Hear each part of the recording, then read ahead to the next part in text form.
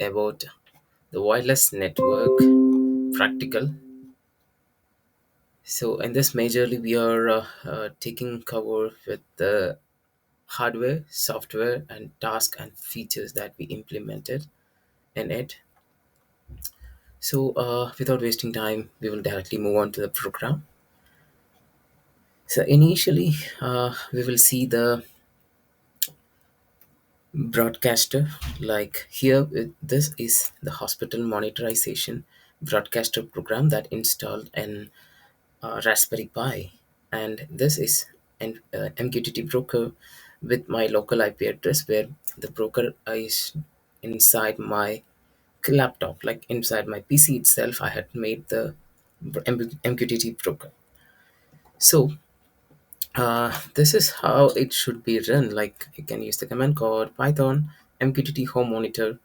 So it's a hospital monitorization will be turned on, and it will be actively checking for the motions using PIR sensor module. Okay.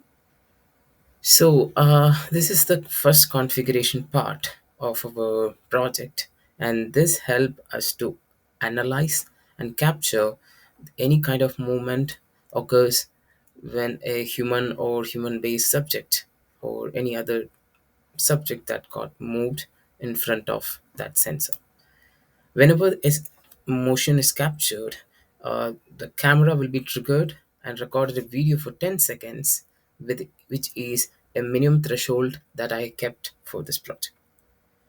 So further things are like it will create a video for H256 extinction, and it will be converted to .mp4, and it will be saved locally for a few time instance. After that, it will be uploaded to the MQTT broker. Like it actually publish the whole video, and the receiver or the subscribers can actually get that. On the other hand, the video will be entirely deleted from the local system to improve efficiency and storage. So next we will move to the system part. So in the system part, we have a four different module that should be run individually. So first one is GUI. It's a graphic user interface where we can add emails and app configurations, and we can view the logs how the video has been added. So I'll show you that once we run the code. And second thing is receiver.py. It is very much important, where receiver code actually runs for recording the whole instance that happens when an MQTT protocol is actively running in the background. And this will store the video from the publisher to the broker, and it receives a video as a subscriber, and it will be stored within the received videos folder and add a logs how the video is being done and how much durations, what's the time snap, everything will be done. And majorly the video itself will be in an name called recorded video underscore the particular timestamp at which it is recorded. Okay. So next we will move on to the email program. So this is something called email program. Like I already told you, using GUI, you can add email into our services. So this will be actively running service, and it will actually capture the email from a CSV file, and it will throw the video or send the video to that particular subscriber. This is how the video will be shared from the uh, laptop, like in our native server system. Okay. Up next, it's upload home monitor. So all this are like a mobile web application, so that from this upload home monitor, the video will be directly uploaded to the home monitor. I will show you a glimpse how it looks like. So this is how it looks like. So this is the login page of home monitor. So I can use my email address, to log in. So send OTP. So it will ask for an OTP. So I need to get that OTP. Yeah, I got it. So now I'm copying the OTP and just pasting it here and verify it. Yeah, we had successfully landed on our dashboard.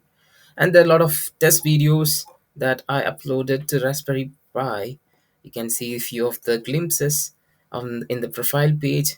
Other than that, there is an IoT token. That's a TTPS ID. It's a temporary token, purpose secured ID. Like this will be generated through the email address and some hash value codes. So using this key, actually we can upload videos into the particular user. So there is no password. One time password is used and user can log into the system directly, and they can see the videos or recent videos that has been uploaded. Okay, so I had deleted few of the recent videos, so we can go back to our concept. And initially I'm actually going with uh, running with each program. So I'm initially running the auto email center. So this will actually check the receiver videos folder, and whenever there is an new file has been occurred, whenever a new file has been occurred, it will actually trigger and it will run the code. It will send the email. For the next, we will jump into the receiver part where the MQTT receiver will be running, and it will receive the video and store into the received videos folder. Okay. Up next, we need to run GUI. At the end, I will show you. Before that GUI, I need to run the upload home monitor system.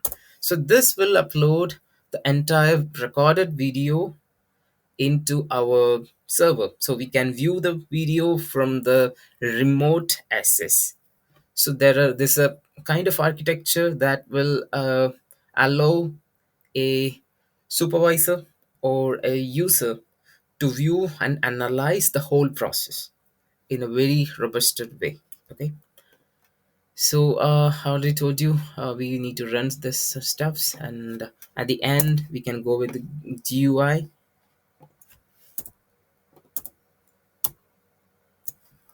So I'm running the GUI. I will show you a glimpse how it works. Yeah, it's taking time because of the high graphical consumption. So you can see that this is the dashboard, like it's a computer dashboard, like server dashboard. So you can see the logs here, the latest video that came from the server you can see here, and the video types, video received video list, and received video past file logs. I mean latest logs will be shown here, and you can add email through this portal. So I already added. If you need to edit it, just click and you can edit the section. So other than that, you can also add requested, registered, or requested API token. So you can actually edit it. So I already had few. So I already had few of the properly added API tokens for the access. So now I'm just closing it. So there is not much things in this GUI, but a whole other three programs that upload home monitor, auto email center, and receiver.py actually works well to send and receive a proper functionality in our application. So for the next, I need to show you the folder structure, how it has been arranged. So you can see this is how the folder structure will be. So there will be a video log CSV, email list CSV, and app configuration CSV. So each consists of a specific information. And other than that, there is a recorded video portals where all the video will be recorded and stored. This is how it will be. For the next, I will run the code and will capture the video. So this is how I'm running the code. Actually, I triggered the whole uh, like IoT system. So now it's been transferring the video file. So it is repeatedly transferring the video file. So once the video has been transferred, we can get the chunks here. So video has been received successfully, and we can go and check other things, other methods. So one by one we will move on. So first one is email sender. You can see the email sender already send the emails to both the emails, like Vishnu Prashop 07 and Vishnu Prashop.s. If I added any other new email, it will actually go and send that. So up next, we will go with the receiver. Yeah, the receiver we already seen to receive the video and store into a particular file. And this is GUI, and this is MQTT server, like MQTT broker, where it takes videos from Raspberry Pi and stores into the remote system or locally connected IP. I mean, locally connected devices, like the device that is connected to the my Wi-Fi network can access the video easily. So this is the major agenda for this project. And last one is like our PHP server. So the video has been uploaded to the PHP server, so we can see that in this section. Yeah, you can see the video. Actually I can run it. Might be the video will be a little bit blur, but this is how it looks like. um, yeah, it will be a 10-second video uploaded. There won't be any audio for this. So this is how it works. So in a lot of things, we can actually see the video in a different way. So this is the past video that I uploaded in my server. So this is how it works actually. So it can be accessed through any of the devices, like mobile devices as well as remote desktop devices. So this actual part, how our code works and how code monitor things properly. So other than that, we had uploaded our services, like we are using some services called Swagger. So Swagger we are using to send the video. So there's an API called sending a email. So we can provide email ID and we can provide the video. So this is developed by myself, and you can see this is a trial API that has been hosted in Azure service, so Azure website.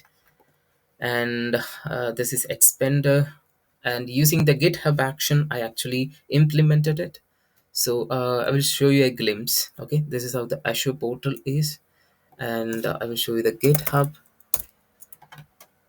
So inside GitHub there are like, okay, I'm sorry, wrong details here. So inside GitHub I can actually show you my Expender code. So this is my GitHub structure, how it looks, and this is my API code where it actually shares the video to the concerned user, and this is how it actually works. Yep, you can go and check into our repositories. So repository you can check directly. So I had added it into the reference. So how it works actually means it will throw an action and it will run it using CI/CD pipeline, continuous integration and continuous deployment. So every time a new code or new version has been updated, the whole code or whole API will get again rerun and redeployed into the server. So this is how now Azure helps us to send email and send services. And other than that, other than Azure, we use some kind of program called PHP to monitor the whole video on remote devices. So these are the two aspects that I try to implement it in our hospital monetization. And further things I'm explained properly in the PPT. And thank you.